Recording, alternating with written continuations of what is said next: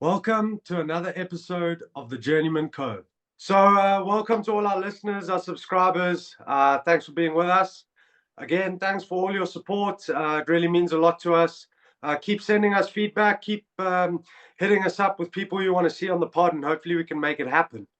Just before we get to the good stuff, please make sure to like and subscribe. We appreciate, again, all your support. Follow us on our social media channels, and obviously the pod plays on YouTube and Spotify. So, boys, welcome to our very own Jeffy Williams, and of course our, what should we say, Sevens correspondent, Marcus Watson. Yes, all the yes, way that's from five. Italy. No, welcome, boys, and really great guest lined up tonight. Obviously, a very experienced rugby player. You boys obviously played with him, England Sevens. He's played in the States. Cape Town boy, Bishops, Mr. Matt Turner. Yes, Matty Turner. Such an interesting guy. I had the pleasure of living with him in London, in his parents' little place down there. It was lovely. A very, very interesting guy, and also so interesting off the pitch. So he's doing big things in business, and he always was like that.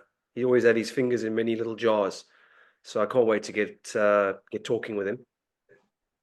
Yeah, and same for me. I've not spoken to Matty for a little while. It'd be nice to catch up. And then just from a rugby playing perspective, I remember coming in at my first sessions I came into when I was young. Mathew Turner and Dan Norton were absolutely ripping up the World Seven Series. So in terms of freak athletes, he is up there because he was ridiculously strong, ridiculously quick, and could pretty much play anywhere in the back line. He's one of the most underrated guys, actually, when I came in there, Matt, because of his strength. Because he was so quick and so strong. I promise you wouldn't, it's like man strength. He was at like 22, 23, so strong. And he was, that year I came in, so I came a few years after Marcus, he was top try scorer in the World 7 Series, which is no easy thing to do. So yeah, and he was in the top 3 for Player of the Year, was he not, as well? Yeah. Voted, like he was in the shortlist. Exactly. So yeah, and what else about Turner? There was he, like you said, he was just very, very underrated. And one thing that was so special about him is he would just get under Dan Norton's skin all the time by just beating him in like little bits of speed competitions or strength competitions, just always on his back. And also he's a very interesting bloke off the field. He's quite like, I would say he's quite different to your traditional rugby player, kind of off the field. So it'd be nice to talk to him about some of that stuff. And obviously both me and him played centre. So at one period, I was kind of like the youngster coming up, and I was watching him do some unbelievable things. So it'd be good to talk to him about that. It's going to be fun. Jeff, you want to hit us with the Tom Brady? Let's go! Okay, so welcome, Matty Turner. Thank you so much for being on the Journeyman Co podcast.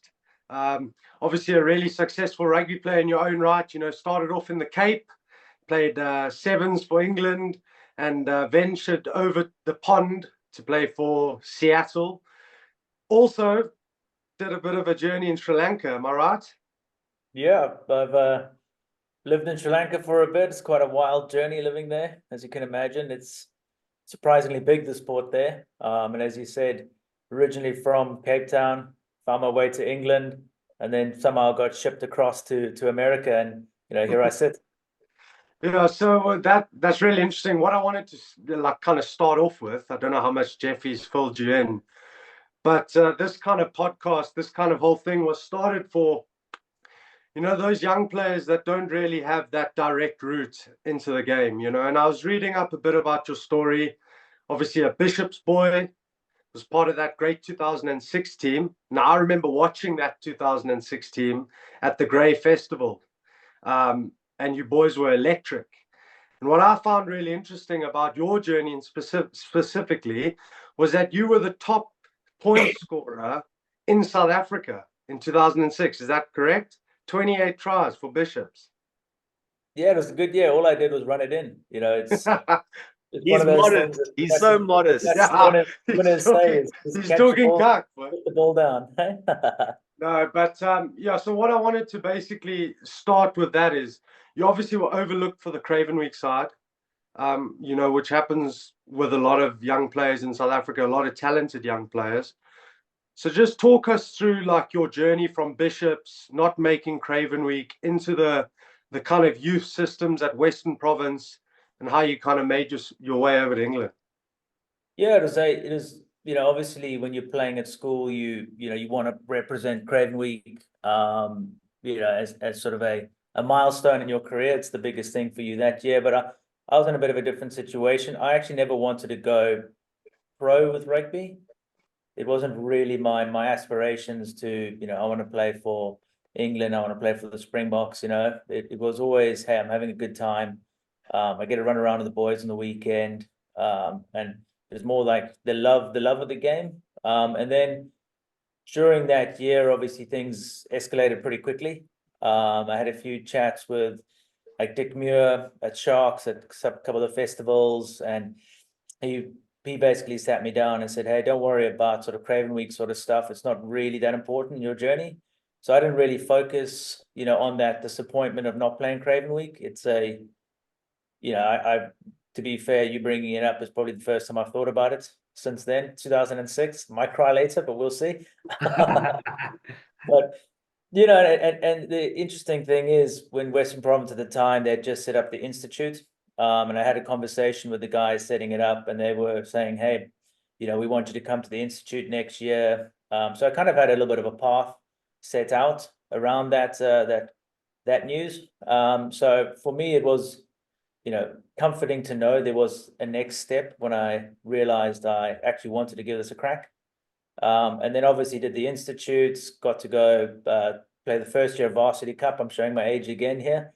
The first ever year of Varsity Cup.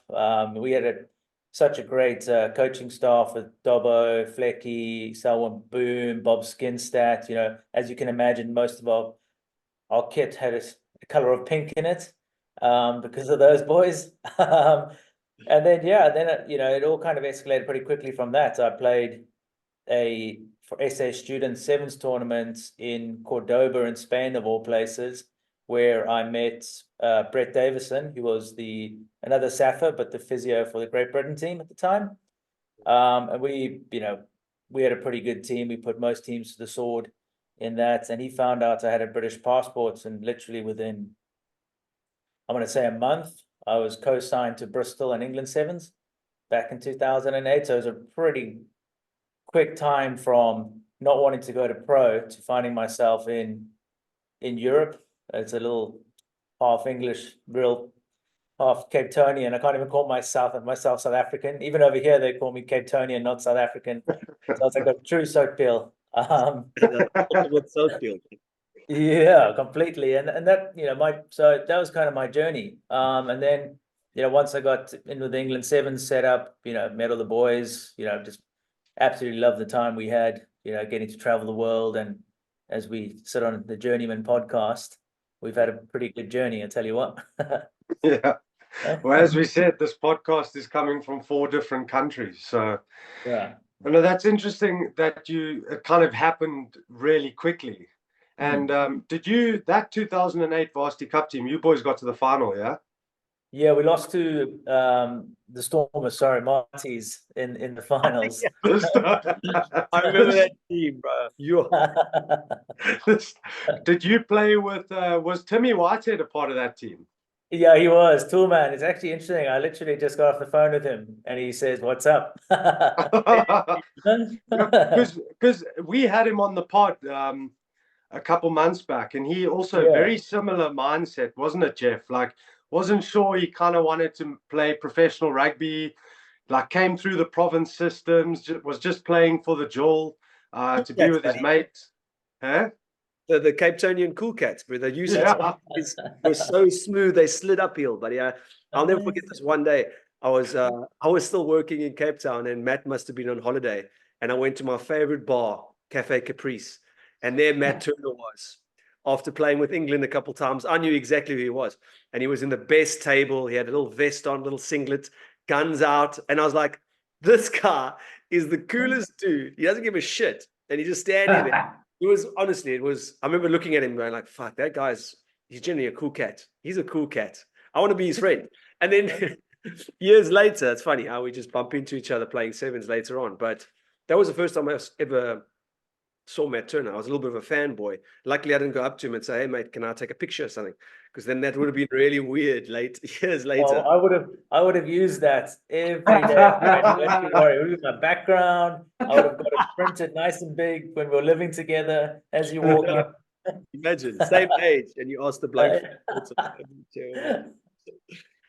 But it's funny how that like kind of mindset sets a lot of people up, just because it's so important. How often do they say, hey, Marky or Jeff and Matty, just play for the love, play for the love, just enjoy it with your mates. And a lot of those guys that have that perspective and have that mindset go a long way in the game. We talk a lot about sort of the headspace in rugby. You can quickly, and I had patches, you can quickly fall out of love with the game. But it is, if you have the right mindset and you have the right people around you, whether they're players, coaches, it's not a job, right? That's how I kind of view it.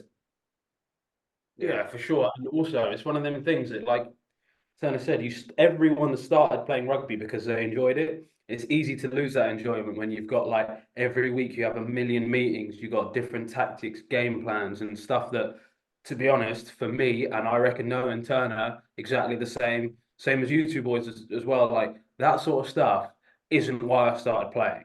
I started playing because I like running around with a rugby ball, playing with like my mates and stuff. It's easy to forget that part if all you're thinking about is I catch the ball in my 22, I've got to kick it long, and you're like, that's not fun. I just another little point on this, exactly mindsets and different ways of playing it, because I'm coming in to this group and I see Matt Turner, and the one thing that stood out to me was how he could just switch on. Like it was he lived by what he said. Honestly, it was only for enjoyment. He wasn't there for the fame or for anything else. He used to be able to have his boots in the back of his backpack, and rock up after playing some PlayStation or having a chat to someone on the train, and you'd be boom, into it. And you could just see when he changed, when he just boom, and he was back in the game. It was like a different guy. Like he was the maverick of the team. Like, and he didn't give a shit. Like he didn't care. Like a coach would be like, and he'd be like, I don't care. Like, but I love that about him because he had that. He wasn't holding the game around its throat. Like, do you understand what I'm trying to say? Like he wasn't strangling the game, like wanted it so much, almost like he's just doing it for pleasure. This is pure pleasure for him going out there. But having that mindset of being able to switch on, it was incredible. I had to like mentally prep 3 days before a tournament, maybe 2 weeks, like just to be like, come on, and he would just be like sitting there having a little like a little espresso, something arbitrary like that, like not even a care in the world. And when it came time for game time, it would be Turner time. We had a saying in the team, Turner time, and he would just switch on and be like, oh my good Lord, how did he do that? How did he do that against New Zealand in the first day at Wellington? He scored 2 tries, and it was like, but he beat everyone one-on-one, like boom, boom, boom. It'd be so crazy, bro. I'd be like, guy's a genius. Let me tell you what Turner's like, right? Turner is the guy in school where you'll be like messing around with and you're like joking with, you're both getting in trouble all the time, and you're like, oh, this guy, me and him are on the same level. You get your results, you've got an F and he's got an A+, and you're like, yes, what's going on here? Yes, he's that guy. And he's got his backpack on his shoulder. He's the cool cat, doesn't really give a shit, doesn't listen in class. But when it comes time for the exam, that's exactly it, Marky. But Matty, sorry, Marcus. I just wanted to touch on that before we move. Like with that mindset, but Matty, like obviously you said you didn't have aspirations of playing professional rugby, and I guess that fed your kind of freedom of movement, should we say, like that ability to just express yourself. But when you got that taste, when you found yourself in Europe, linked to Bristol, linked to England Sevens, did your mindset shift at all? Did you, now that you have that in your grasp, or did your mindset just stay the same? My approach to the game never changed, right? I never thought, okay, now this is a job. I'm getting financially paid to do this. now I have to change how I am about the game, because in the day, how you got to the game is through the enjoyment factor. So you can never get rid of that fun side of it, because as soon as it becomes a job, it's probably time to start hanging the boots up, or changing the situation or scenery that you're in, finding a new environment. Because I had that with England. With Ben Ryan, I had the freedom. We all had a lot more freedom to express ourselves. That was Ben Ryan's sort of Barcelona mentality. And then when the new coach Simon came in, he obviously brought in a new philosophy that him and I, honestly, we didn't connect in that sort of same way. I was always about, as Jeff said, more of the, I got labeled a bit rogue within the system, but it's one of those things where it's not Simon's fault. Yep. Him and I just weren't compatible, right? It's like anything. Like any sports team, a new coach in, there's a turnover.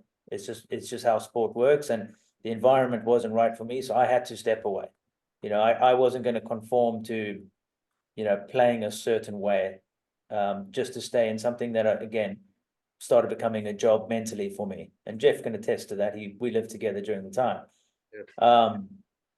So that's the thing. You've got to understand that the enjoyment has to outweigh the day-to-day stresses.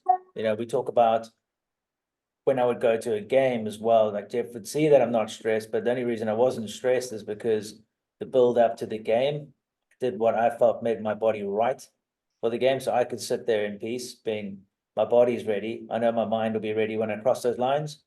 So it was kind of my approach to things is very laid back, knowing that I had front loaded the mental capacity and the physical capacity on my body to a stage where I knew I could hit speeds I needed to hit, that I could go, over 110 meters a minute for X amount of minutes in a game, understanding that, we're going to have to redline a few times because it's sevens, it's unpredictable. Sometimes the meters are low, sometimes the meters are through the roof, and it's just finding that balance of mental and physical preparation, knowing that going into Saturday, Sunday, or Friday, Saturday, depending when you're playing, or Friday, Saturday, Sunday, if we played in that PE sevens tournament that one year, your body's ready, and the mind's the easiest thing for me to switch on.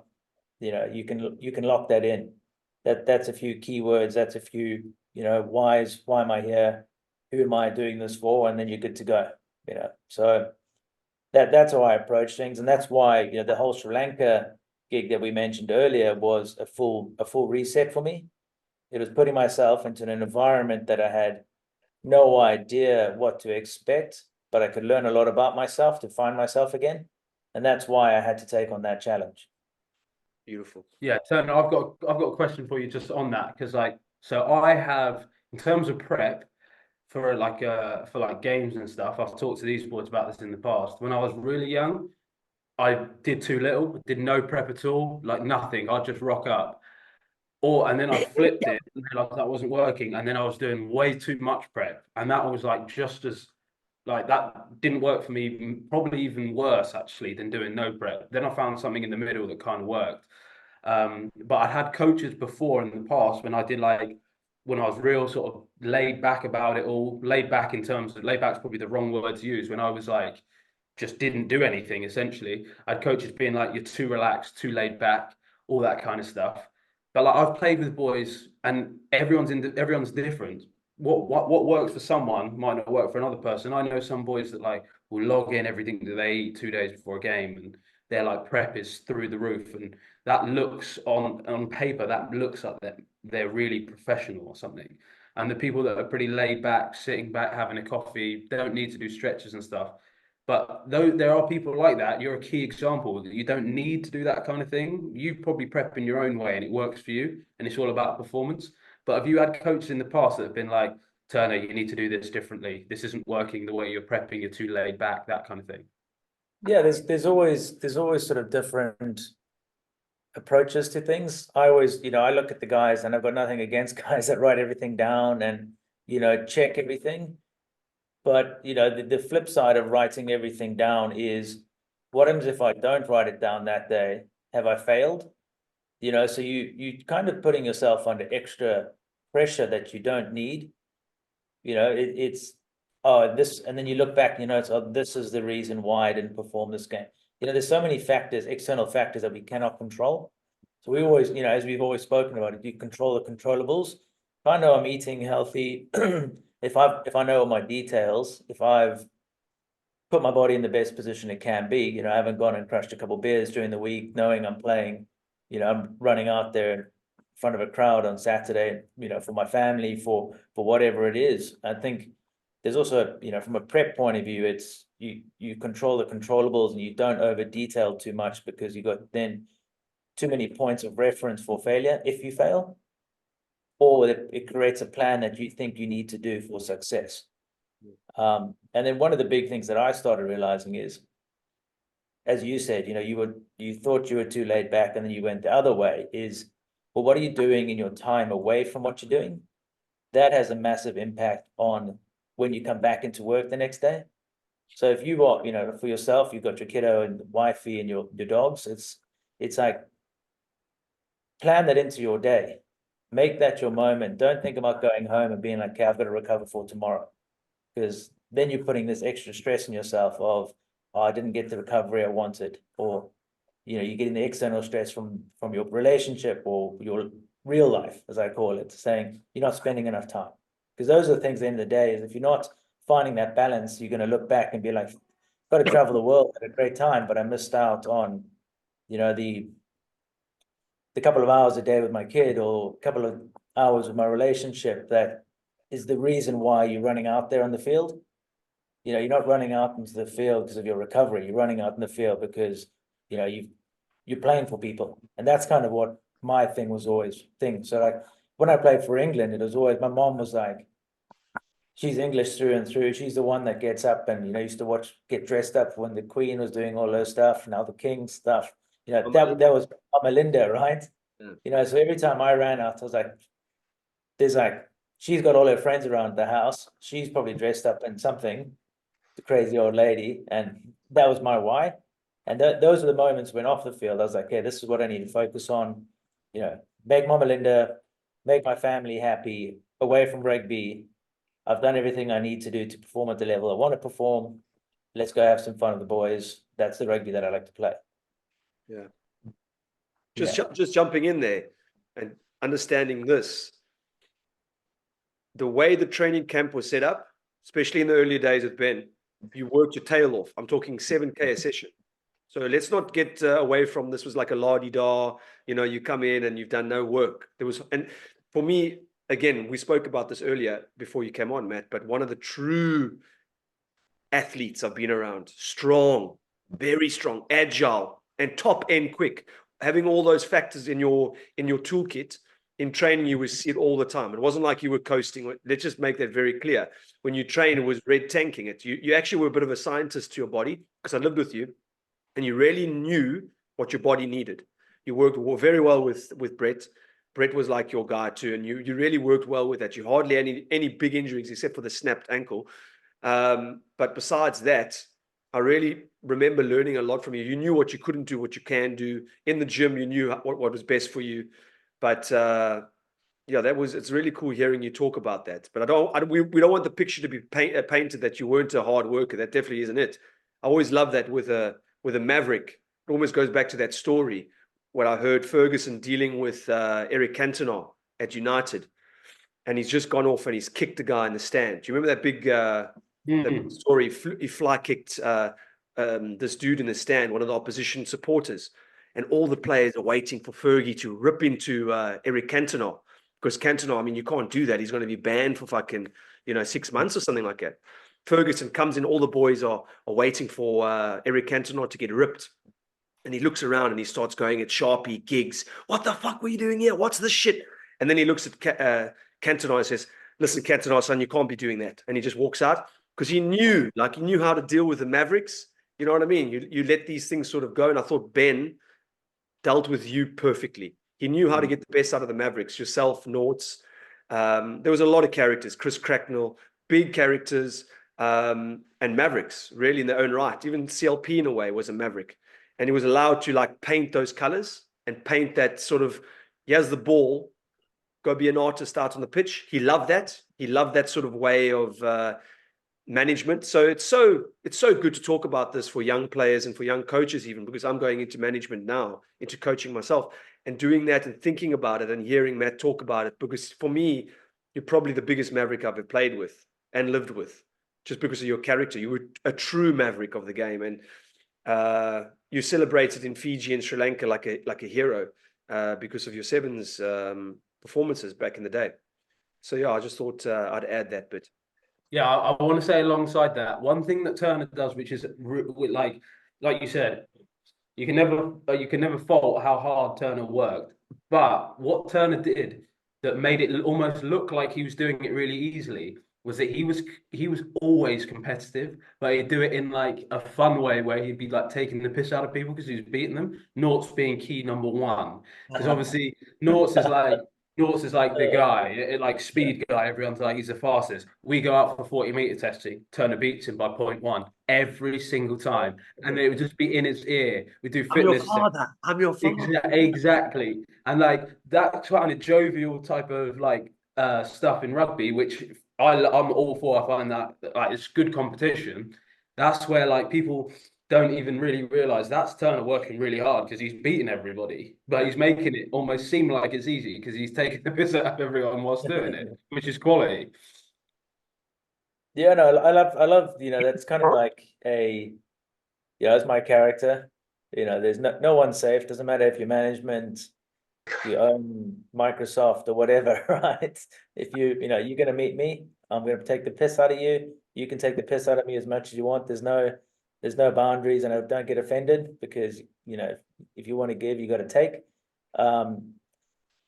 Yeah, I think, I always, that's funny you bring that up. I wanted to bring it up is some of my favorite times where England won on the series. It is actually in the Europeans with the Blazing Squad. Don't know if you're the Blazing Squad where we get to travel to Moscow to go play in front of 5 cardboard cutouts and Cordoba and all the stuff where you don't see that. Everyone sees the World Series as this glitzy glamour thing where they all think we fly business class, but we're actually lucky to actually get on the plane. We would be checked baggage if they could check people in. But those are the moments and sort of trips where you're like, that's like the true rugby for me. That's just a bunch of like guys out there, no pressure on us. A couple of our senior boys getting to go to cool places in Europe with a bunch of young kids, create a bunch of memories, and find out people like Red John and co, see what they're really like. I was just thinking about Red John right now. Vegas. Vegas. Oh yeah. That is so good. We'll keep it Red John because no one will know. But exactly. the story goes. So I'm staying with a roommate, James Rodwell, and I come back to my room, and I'm like, there's 2 guys in my bed. There's Red John in the bed. I'm like, John, move up, and I like push him over, and I jump into the bed, and it is wet, and I look down, and I'm like, oh my Lord. My boy Red John's pissed the bed. He's pissed the bed. So I get up, I go, knock on the door. Next door to me is Matt Turner. As I walk in, Maddie's like, what the hell are you doing here? I said, bro, just go have a look next door. So Matt clearly runs in there, has a look. Oh my God, calls Will, Bealey. And Bealey's like, my God, Red John, you've pissed the continent of Africa in the bed. And everyone just starts bursting into it. It was so Mate, let me add to this story because it was sensational in Vegas. I remember exactly the same. I've like gone into someone's room. Someone's been like, "Where's Brady? Oh, where's Red John? Red John. Where's Red John?" And like, and to be fair, Red John's pretty much a giveaway, really, isn't it? But anyway, but it was like, where is he? And I go into someone's room, wide open. And there's steam coming from the bathroom, and Red John's sitting in the bathtub with his jeans on, and like falling asleep, and it is scalding hot, bro. Like scalding hot. So we've got him out, taken him out, and then the next morning we've gone to check up on him, and we're like, geez, we've got like 5-10 minutes to get on the bus. Me and CLP walk into his room, He's sitting there with the same jeans on, laptop up like this. We're like, John, what are you doing? He's like, watching Californication. We've got to go, mate. It was ridiculous. Fornication, Boys bro, those are the characters that you come to adore. Like you would take a bullet for that man. Do you know what I mean? Yeah. These stories are like in your brain. It's not games. It's not winning tournaments. It's those moments.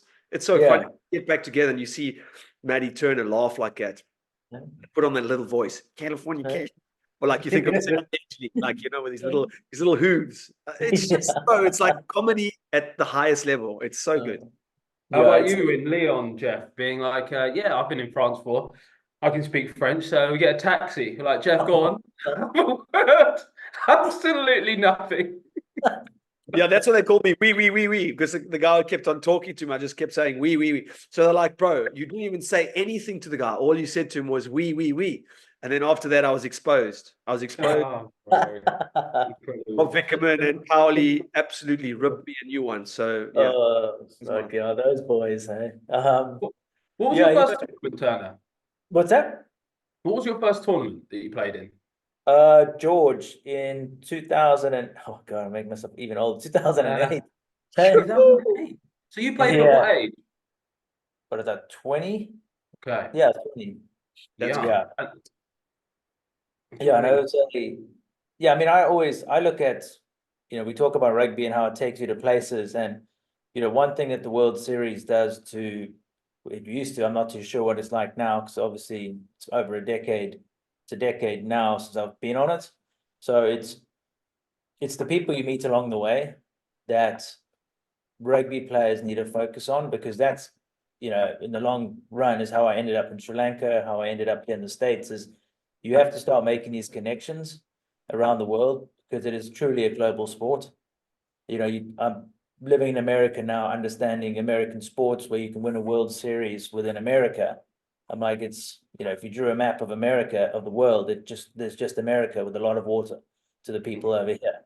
So it's one of the true sports where if you have the opportunity to meet people, grab that opportunity. That's could be my sort of advice to youngsters, is take the opportunities that are put in front of you. Don't go stand by the bar and drink a soda. If there's, business people in the room, just go introduce yourself. They're there because they're interested, right? So whether it's just a conversation and it's a card, or it's hey, 5 years later, you reach out, say, I met you Hong Kong, whatever it is, make sure you spend that time to speak with people, because they're there for a reason. They're not there just to be in the room with you. It's not a public place. So take the opportunities that you don't see at the time as opportunities, because there is a huge reward for it. And I'm happy to attest to that. Yeah. You taught me that, actually. Yeah, that's a great point about, making sure you're making those connections. What I wanted to speak to you about was, in your career, there's two particular coaches that really stand out for me that have worked with you. Obviously, Ben Ryan, who I've heard a lot about through Jeff, Marcus, and you can just touch on what his kind of philosophy and approach. You mentioned you got on really well with him. And also another one is John Dobson. Now, Dobbo is obviously loved in the Western Cape, in Western Province Rugby. He's done really well with the Stormers in recent years. What kind of qualities do you think those guys possess as coaches that really set them apart? I don't know how long you worked with Dobbo for, but just from what you can recall, what you can remember, same for Ben Ryan, and perhaps Simon Amor, even those kind of qualities that you kind of have taken with you as you've progressed in your career. Yeah, I mean, I'm lucky I worked with Dobbo pre all of his success. He's gonna love that. I've actually got a call with him next week. So I'm still close with Dobbo.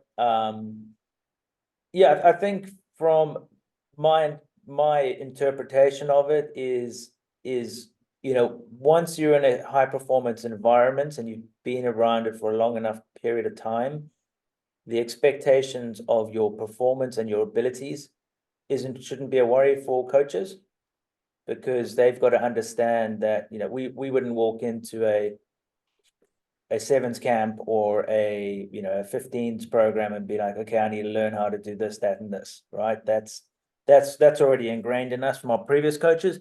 I think the coaches that get the most out of people are the ones that understand people, that have the passion to learn about the athlete they have in the room, to find out how they want to be spoken to, how they are approached, and vice versa, right? I think there has to be that mutual respect between a player and a coach to understand the dynamic of what that relationship is going to be, and then manage that relationship. And that's a give and take both sides. I always struggled with a coach that came in and said, "This is the way. This is how we do it. This is the only one way to skin this cat, and this is how we're going to do it as a team." There's definitely place for that within certain areas, but if you've got guys that, it's different in sevens, right? Because only 7 of us running around, there's a lot of space, things change pretty quickly. But in an environment, it's the coaches that understand you as a person, not only as a rugby player, but outside. And Dobbo's very good with that. Did 2 Humana trips with them, with Western Province, pre-season trips, and he really puts the time in to understand the individual. And I think if as a player, if there's a coach that's going out of his way to understand you, naturally you'll do that extra rep. You'll run a little bit harder, you'll chase a little bit harder, because he's invested time into you as a human, not as a rugby player. And that's what I feel with Ben Ryan and Dobson are so good at. And that's why whenever someone tells you about Dobbo or about Ben Ryan, they're like, these guys just got me, understood me, and invested in me mentally. The physical side that's the easy part for us. It's not hard to go into the gym and lift the weights. It's not hard to run a Bronco, but it is hard if you don't have that relationship. And if you got that relationship, you'll get up quicker, because he's telling you get up quicker. That's kind of why I've loved working with Dobbo and Ben Ryan, and just the difference for me. I love how you backs just say it's not hard to run a Bronco. But Turner makes such a point, though. It's very hard for the forwards, okay?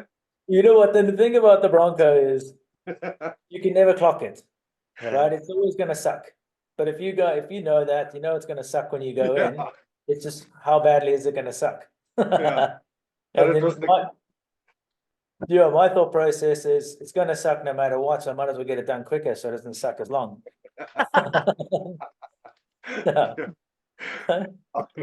My one's the yo-yo, bro. I'll run Broncos. The yo-yo is not for me. No, I prefer a yo-yo to a Bronco. Hey? I prefer a yo-yo to a Bronco.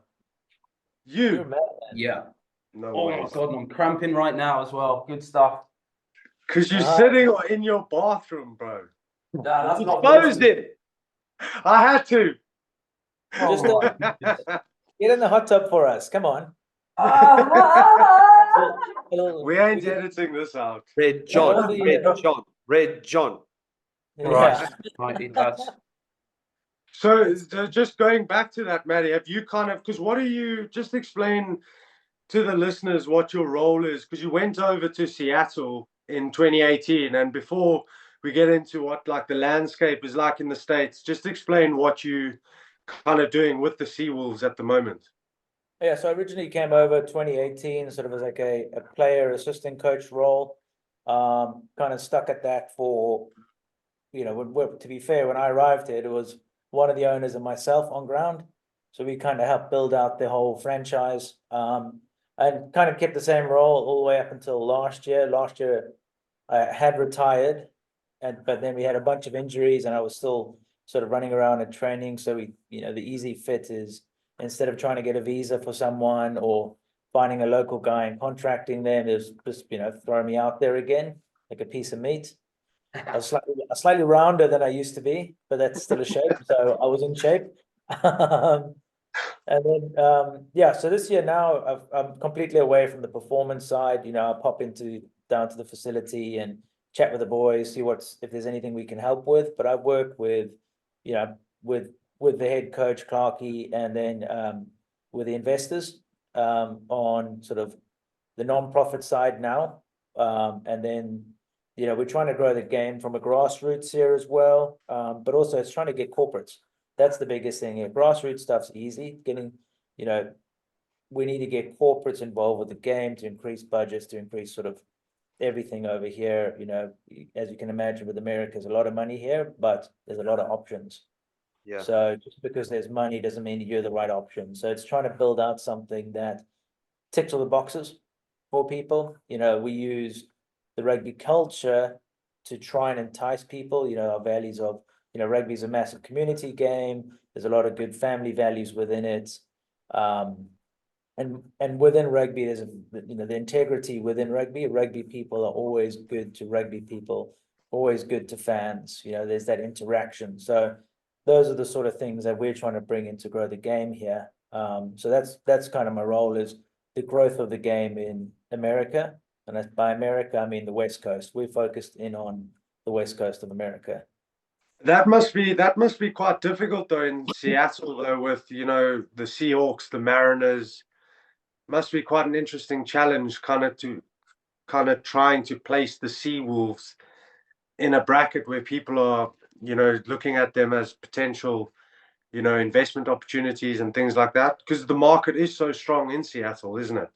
Yeah, I mean, from a sporting world, it is. Luckily, our season doesn't overlap with football. There's a bit, obviously, there's tactical.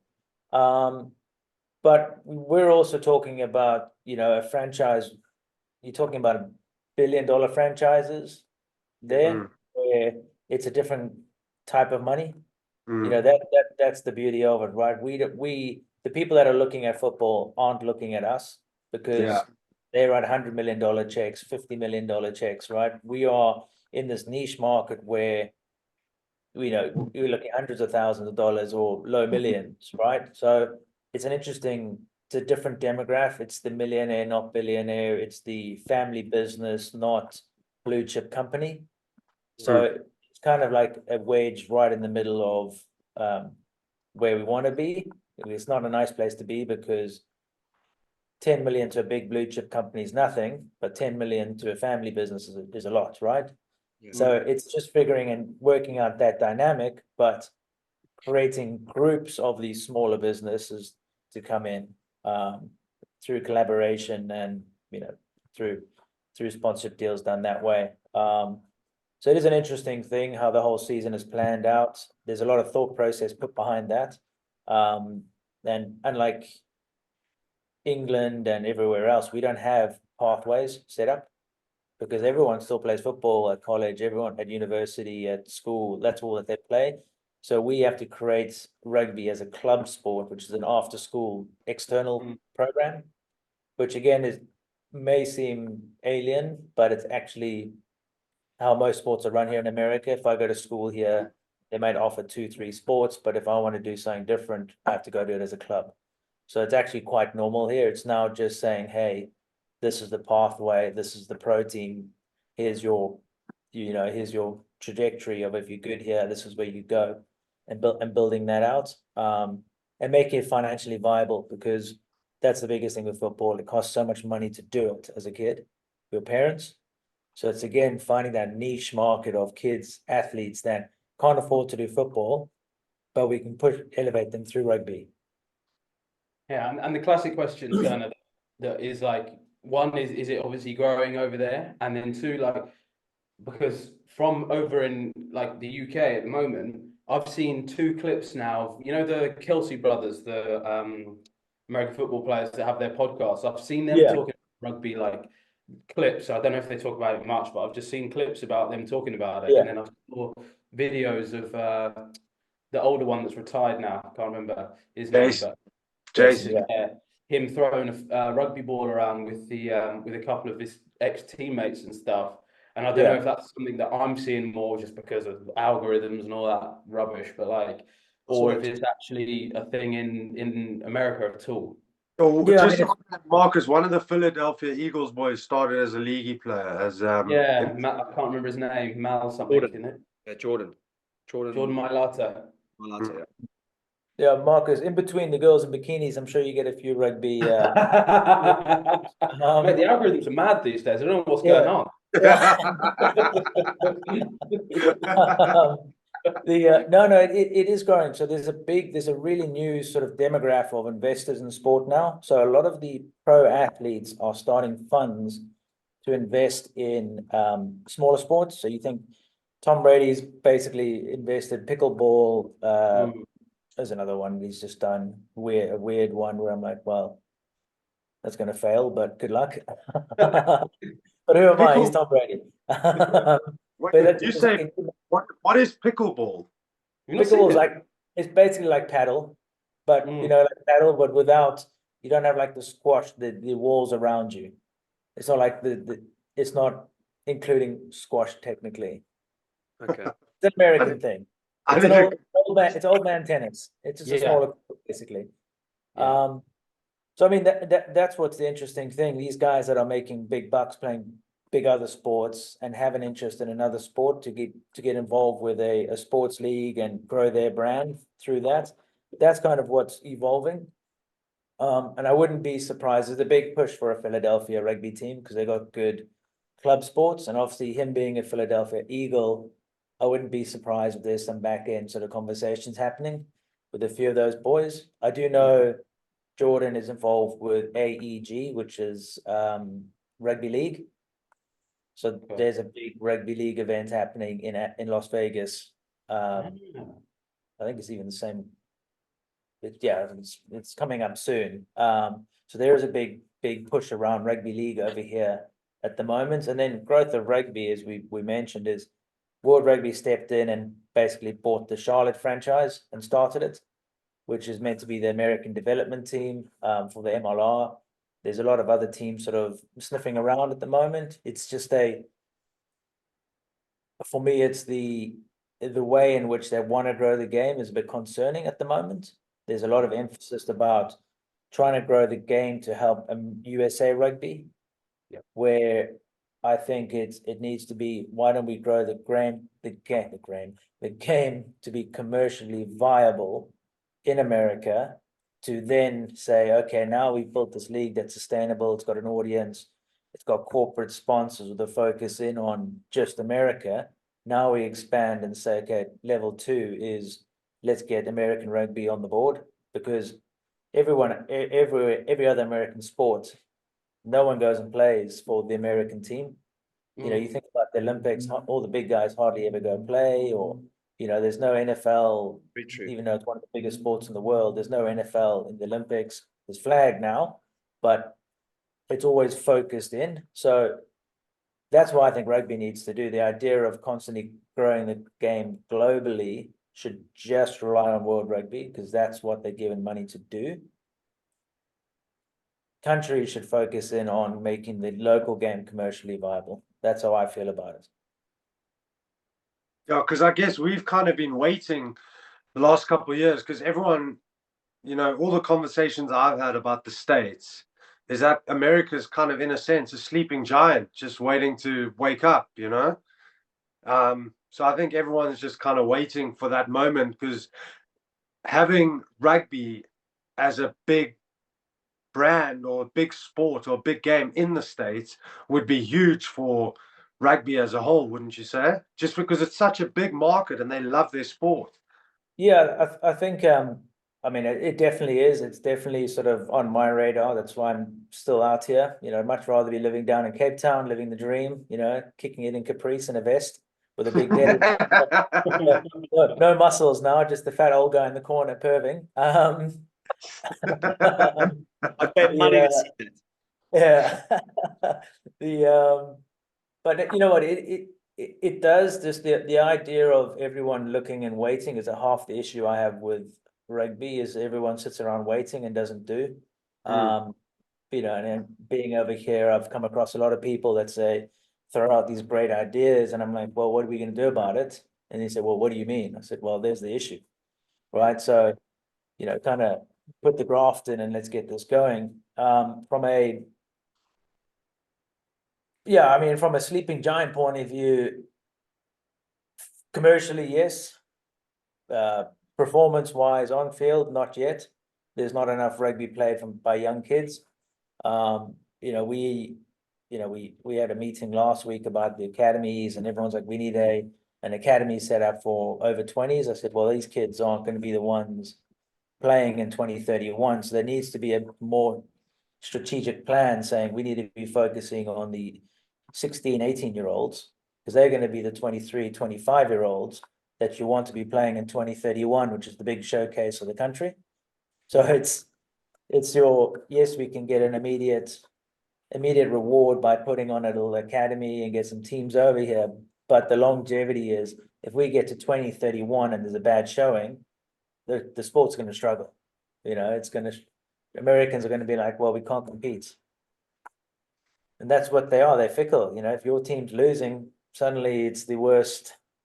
Everyone's the worst player in the world. You look at Russell Wilson in Broncos, some of the best stats in the league, still but can't win a game. He's the worst player in the NFL, apparently. But his stats are through the roof. It's all perceived. So it's just getting it commercially viable, getting the right people behind it, getting the right idea that, you want 16 franchises, you want 3 conferences, however you want to build it out, but say, we need all the eyes inside, not looking out.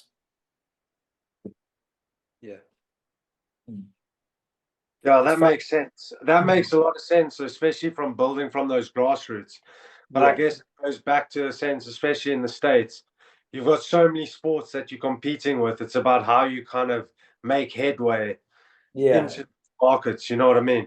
Yeah, I mean, you've got 330 million people and counting, right? So you've got a lot of people. It's now just saying, well, telling a kid that he can make a living out of playing rugby now, because if you think about most of the kids that play in football, they have this dream of going to the NFL. Obviously 0.1% make the NFL. So you've got all these kids that are sold this dream of, I'm going to sign a $10 million a year deal. But the reality is they don't. So that's the biggest issue I have with sports over here, is they sold this dream. But they're getting drafted when they're 16, 17 years old, right? They're on a scouting map already by these big colleges. So, it's, yes, you get a couple late developers and that sort of stuff, but by then we would want to be tapping into those 16, those 15, 16-year-olds that aren't getting picked up by the colleges or the high school programs, and saying, hey, here's an alternative. Come give it a go. It's free of charge. You don't need pads. You can wear your football boots for the first couple sessions, and if you like it, then you can go buy some rugby boots. You don't come in your high tops if you want, until it's that's sort of the mindset that we have. And then it's introduce you to what our community is like, how everyone helps each other and you work together as a team, that you get to actually play the sport as well. I always laugh at American football players, defensive men. They don't touch a football. There's like 5 guys running around the field that play the sport. Yeah. Everyone else is just kind of having a little push. Yeah. And Turner, I'm always interested to when someone, you kind of, as a player, you transitioned into coaching and now you're doing the commercial side and things like that. Would you say the skills you kind of learned and developed over the course of your career have helped you in these new kind of roles, or hindered you in any way, or has it been a complete adjustment, a complete learning curve? How have you found transitioning? Because for a lot of sportsmen, it's really scary. It's really scary going from sport into away from the field. Corporate. The office. Yeah, I mean, I think I'm slightly different, right? Because I'm still involved in the environment of players. I've still got that sort of brotherhood around me if I need it. I do think the biggest thing that I learned going from sort of, obviously I retired last year, but the biggest thing that I found was scheduling my own life. I spent the last 17 years saying, okay, I've got team meeting here, we get breakfast here. The only thing I need to schedule is what I'm eating tonight and what time my alarm goes off. Yeah. That's the biggest change, where now I have to wake up. I've got to go to take myself to the gym before I go to this meeting. Now I don't have this time in the middle of the day where I get to go work out. You know, it's it's finding that time for your health, because I think that's the first thing that drops off when you retire is shit. I just want to give my body a break from playing, where technically that's when your brain starts drifting, is when you're not being healthy. You can't. Yeah. We've used that exercise subconsciously to refresh ourselves and to get some demons out of us for some people. So it's just maintaining that, and you find you get guys that accelerate that, that go from the rugby player, then they 100 kilos and they go down to 85 and they're doing Ironmans, they're doing all sorts of stuff, because they know if they give up that everyday challenge to themselves, that's when they start sitting in their head. It's finding that, and then from I've always, there's lots of guys. Sam Edge did that, right? He started doing all these running races. You look at Richie McCaw, he's battered his body, but he's doing these long distance runs, these trail runs, and all sorts of stuff.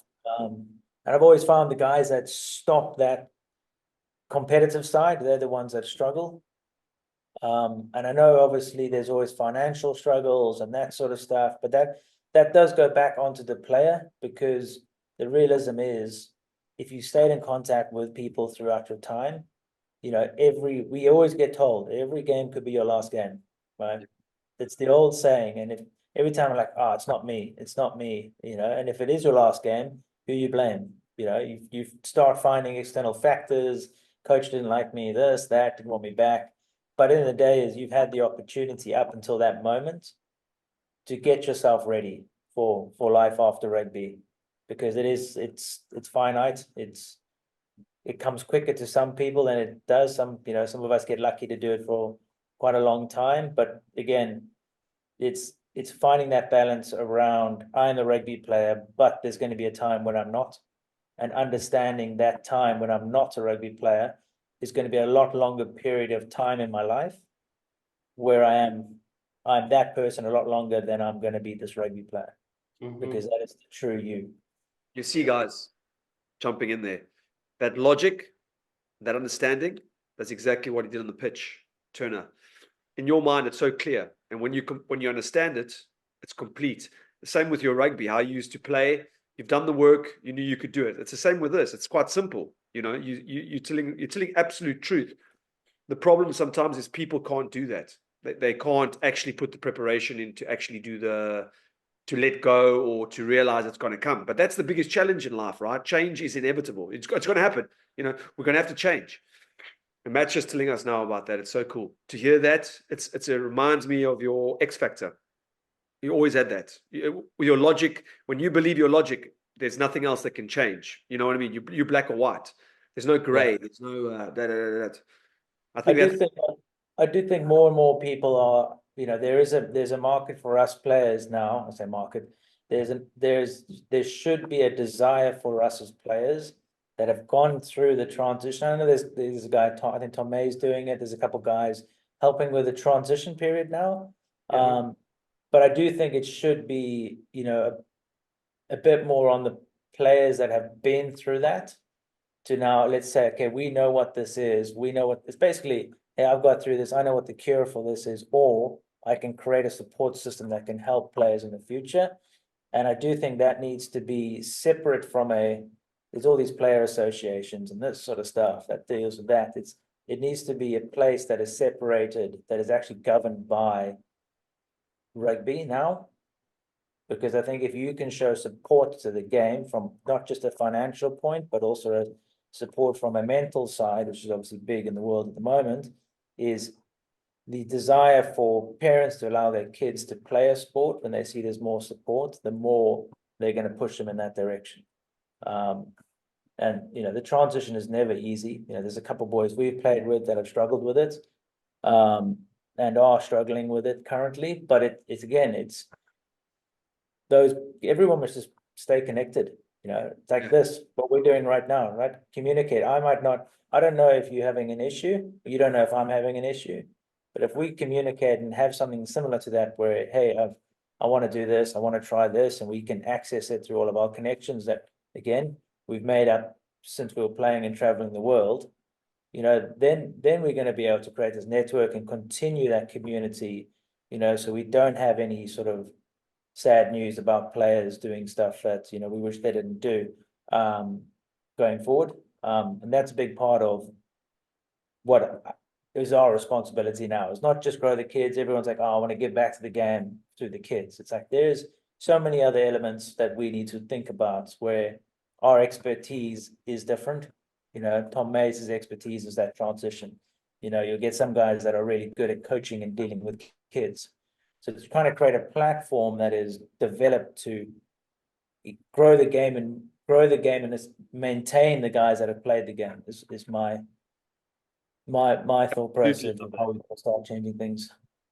And you know why that makes so much sense too is because like I look at myself and I was still am, but I was like when I was like 23, 24, mate, I was like so oblivious to people telling me that kind of information, being like, this could be our last game. I'm like, go away, mate. It's not going to be my last game. And like Turner said, I'm that guy.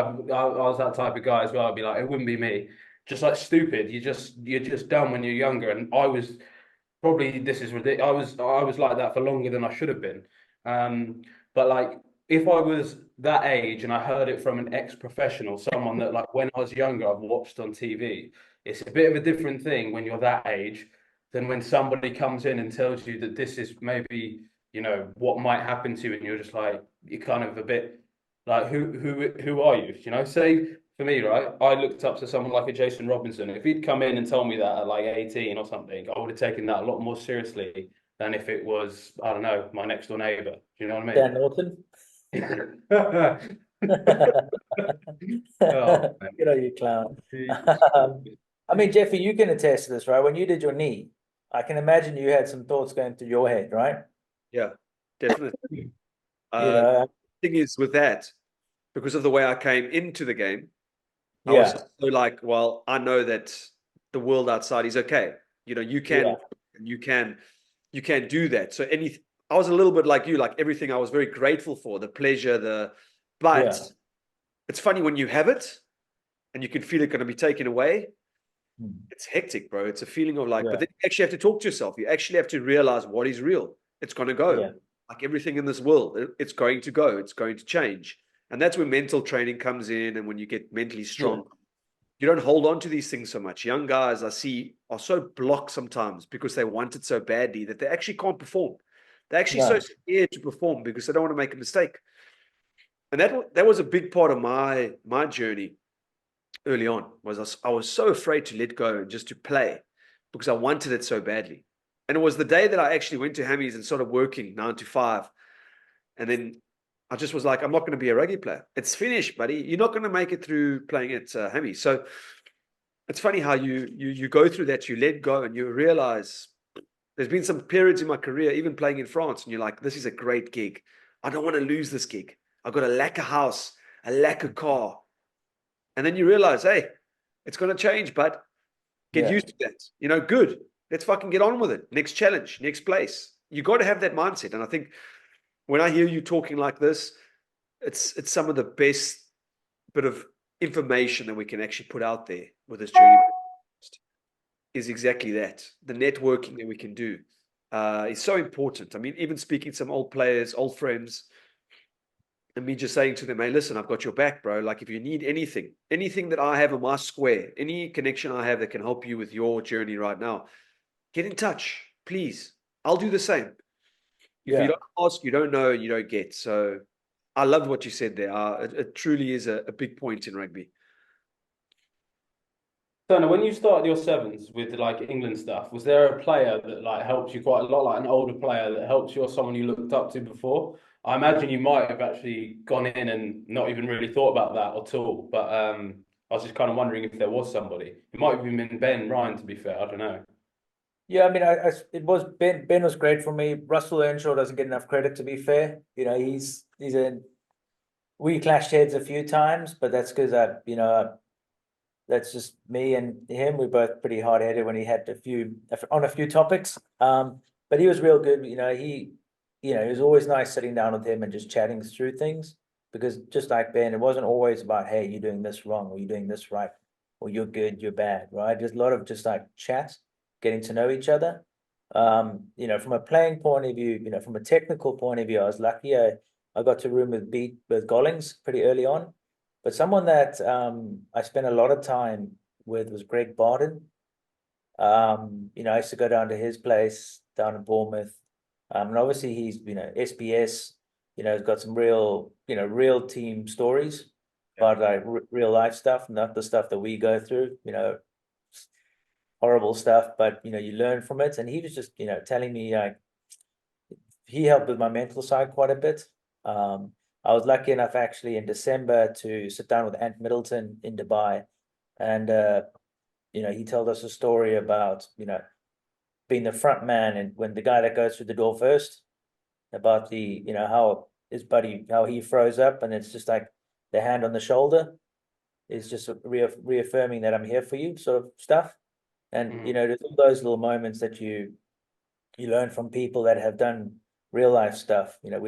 That's is applicable in our little game that we love and takes us around the world. But it's those little moments of courage that people have shown off the field that is the ones that actually guide you through the field. That's how I kind of learned a lot from these guys, where where we go into a situation in a game, we go to a quarterfinal, we need to beat, we're playing Fiji or whatever it is, thinking, shit, these guys went through that. This is not even a challenge for us, and knowing Greg's out there with us with all that knowledge, for me was like, okay, cool, let's go. Yeah, bro. SBS ain't no joke. Yeah. When I was at Bath, we went and did like a camp with them, and you get to understand their everything. And it's like, these guys are secretive. It's so cool. The SBS is the special forces of Britain, special boat services, and it was incredible. We spent a weekend down there twice, and you really have respect for the guys. And I've actually become friends and starting a business with a guy, an ex officer from the SBS. We won't mention any names, but and listening to his stories and how they prepare. Yeah. He put bro, he would go in there, he put the speaker on, and we were sitting there having beers, like five of us. And there's a guy from South Africa who's with the SBS, a sniper, and he starts putting the song on. And as he's going through it, the song's playing, he's getting ready, like not physically getting ready, but telling us what he's doing. Check, arm check, batteries check, holster check, belt check. He looks around the room. Everyone okay? We're all good. So this is like a group of 7 or 6 about to go hit a compound or something, and he's just telling us as they're driving in, the only which way he knows where to go is where the machine gun on the Chinook is shooting. So if it's left, he knows he's out and left. He's got first. He knows his guy behind him's got 2, and he can't worry. He's talking about trust. Yeah. So that's where the leadership comes in, and Matt's talking about it. And when you start hearing this, your eyes just go, what the like, honestly, is this what your life's about? Like, you can't tell us anything else. Like, you can hardly divulge in the deep stories of this, but it's crazy, bro. It's another world. And then you really start to understand trust and teamship and platoon movements. And Greg Barden I got him at the end of his career with the Sevens, but the respect he had was unbelievable. Unbelievable. I wanted to ask you, like, if you had a bit of advice, you've obviously given so much good advice and so many bits of gold in the chat tonight, but if you could just give one bit of advice to a young player coming through, whether it be Bishop, Selborne, Grey PE, just please don't do that. Don't do that. I knew it would wind you up. Arrogant. Thank you. 1-0. You're too easy, boy. Too easy. So just one bit of advice, for even 2 bits, just for young players coming through now. As we said earlier, it's about keeping that enjoyment. It's not a job. It's a beautiful game that we get to play. We get to express ourselves daily. Find your whys. Do your do's, as I say. Do what you have to do to make your whys more fun. And then the biggest one is, for me, is, as we mentioned earlier, is whoever you connect with, make sure you keep that connection. Keep building out your network of people. and express yourself on the field and off the field. People want to know the athletes. They don't care about your skills. No, thanks, Boyke. Nice, brother. I've got some, I say quick fire, take your time with them, but I've got just a couple of simple questions for you. Who do you reckon is the hardest or the best sevens player player, actually doesn't have to be sevens, it can be 15s included, that you've played against? Yeah, I never used to like playing Tomasi Karma. He just made my neck hurts watching the ball go everywhere. Yeah, but Tomasi was always good, right? He had a bunch of tools around him, but he knew how to use them and he put them away, which made it harder for us. So Tomasi. Yeah. Best player you played with? Best consistent player that I played with is going to have to be VG Gollings. Just from what he's done in the game. He's gonna record this and send this to me. But a guy that we both know shouldn't be as good as he was, but was, with his tiny little pea brain. Norts, it's frustrating for me to say this, but just it was just the ability to know that if he gets the ball, that unexpected. Yeah. I can't even put words to it. It's like he does stuff that he shouldn't do, and then he does stuff that he shouldn't do elsewhere as well. Yeah, I can put words on I it. love The that. bloke That runs is- on pure fear, is what it is. He's ridiculously athletic, and he runs on pure fear, mate, because his training, he trains like a bag. He trains terrible, man. But Yeah. he, like you said, there's so many times where you just pass him the ball and you can just walk to the halfway line. You just know he can score. He's a You just freak. can't put words on it. And I want to give another shout out to the real Dark Knight, you, Marcus. It was always fun, running on for you most of the time because you were starting ahead of me. That is actually false as well. It's the other way around. And then obviously Jeffrey, while we were on here, it's always fun traveling and joining you on these tours and going on the coffees, and it was nice giving you the ball and watching you run over Carlin Isles. I think it was 3 times in a row in PE. Do you have a favorite coach, Turner? Sevens, Ben Ryan. 15s is obviously Dobbo. Nice. And a favorite, do you have a favorite? I'm going to ask you this one. You can think about it for a bit. A favorite teammate, like who you just like, just for nothing to do with rugby, but someone you just want in your team, just like off the pitch. And a favorite sevens tournament that you enjoyed. My favorite tournament, we'll start there, is I've always loved Dubai. It's Wellington is always fun down there, great place, good coffee, cool to jump in the water and that sort of stuff. But Dubai, I just love the fact that you're in the middle of the desert. There's people there, not just for rugby, it's multi-sport. Yeah. It's got more of a festival feel. And it's just a cool place, right? Every year you go there, there's another tall building. It's, the off-field stuff. You're just like, this is crazy, this place. And there's so much sand, but there's also so much building. It's crazy place. The reason why Jeff and I live together is because we got on a lot. He's very much like me. We can sit in the room, be quiet, but we know what our space is. We know who we are. We enjoyed our different little quirky things. If those walls could talk. Exactly. His was more European, mine is more South African, but they weren't that thick. But no, I'm all about characters. The people that don't conform to the norm. I think the normies don't get us anywhere. The NPCs, as they get called over here, they just exist. But Jeff's always been quirky. Finding Bastille, the songs, and enjoying ourselves together, having a laugh. Yeah. It's that these got a soft spot in my heart. Bro, it's crazy because I'll tell you guys a story. Matt actually introduced me to the World Cup for my jersey for the World Cup. And when I saw him telling the story, he was like saying this guy from South Africa, and he gave me like this little pitch, and I just broke into tears, like sobbing, like in a state. I couldn't speak. I've never been like that before in my life, right? So Turner gives me my jersey. Now, I've never seen Matt even quiver for a tear. And I think just for a second, his lip wobbled a bit. But he did cry. Yeah. But I just remember receiving that until the day I die. I'll never forget that moment when I got that jersey. And you know, Rusty recorded that whole thing. I've never watched it. He did. He recorded that Have you whole got it? presentation. He still has it. Yes. Have he sent it to you, but you've not watched it, or he still got I it? said, don't send it to me, brother. No, Don't. I need to see that. Bro, I need to see that and video. all I remember was like, you guys know I'm crazy, man, but I'll do anything for you. I got your back. I remember that. That was the only thing that I could get out my mouth. I was trying to be profound. In my head, I had this lovely speech. It's such an honor to make the World Cup team, to go to Russia, because we made the final that year. Mhm. And when Matt gave me that jersey, bro, wow, it was so special to me because, like I said, I really, I saw him in 2009, 2010 in Cape Town.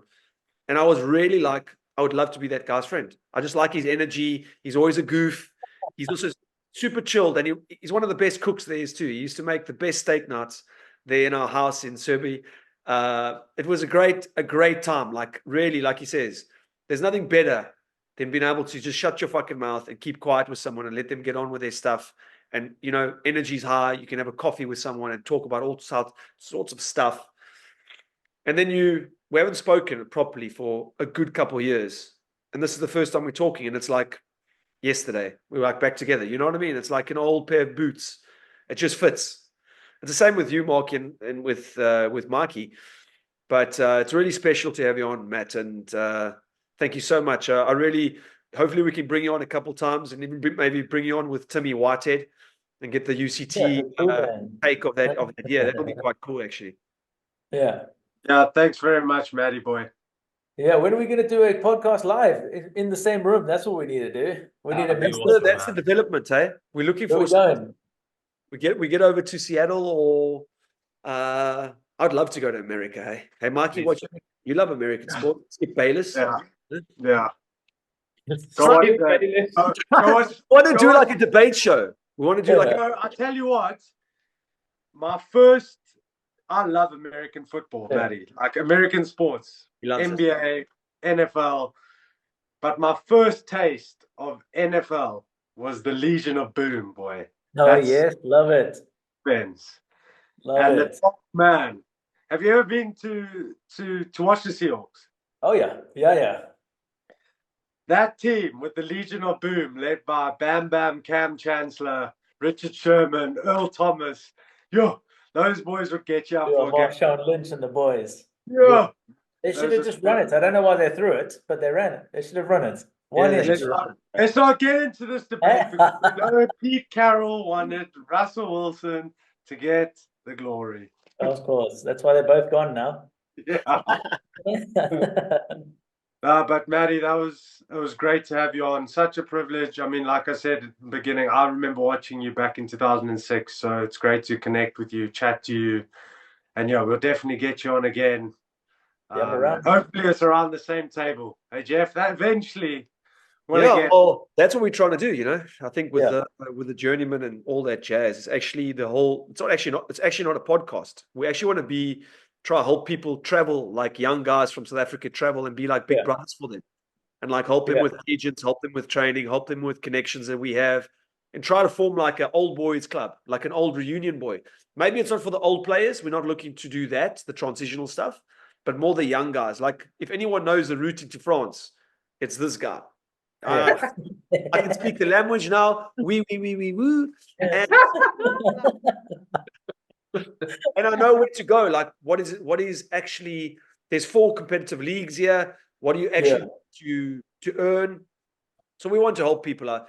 So, I mean, having you in America too is a lacquer thing. You can really help young guys and like give them a realistic idea of what's it like over there. What can you earn? He has a contact. He has a fucking email of the director of rugby at Houston or whatever, So I think it's. You want to go there?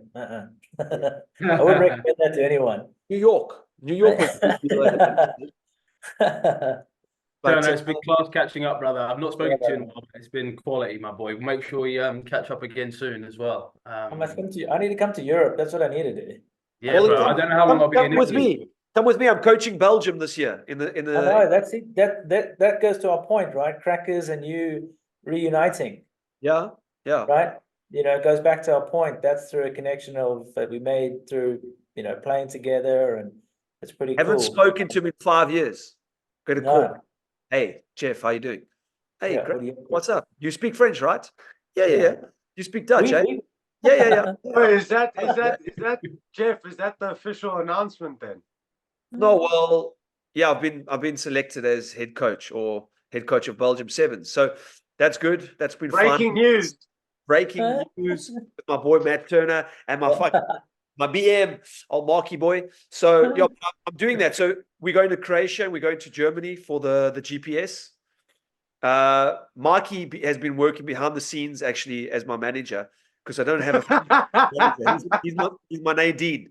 He's my well-being. I've leaked this now. This is leaked, okay? I work for free, but Yeah. But I would love to get the guys down. Imagine like we pay for you to come in and travel with us, and then you coaching.